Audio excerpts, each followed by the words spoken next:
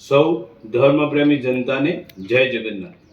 આગામી 16મી જુલાઈને અષાઢી બીજના દિવસે શ્રી જગન્નાથજીની વિશ્વની સૌથી પ્રાચીન કહી શકાય તેવી 3 રથયાત્રામાંની ત્રીજા ક્રમની રથયાત્રા એટલે આપણા પાટણની 144મી રથયાત્રા નીકળનાર છે।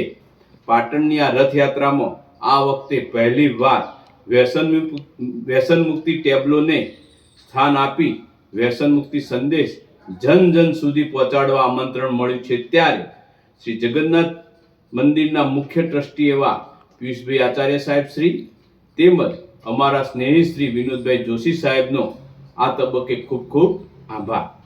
સાથે સાથે પાટણની ધર્મપ્રેમી જનતાને આ ઐતિહાસિક અને ભવ્ય રથયાત્રામાં જોડાઈ શ્રી જગન્નાથજીના દર્શન કરી ધન્યતા અનુભવીએ અને આપણામાં રહેલા એક દુર્ગુણ એટલે કે વ્યસનને છોડી ભગવાન જગન્નાથના આશીર્વાદ મેળવીએ।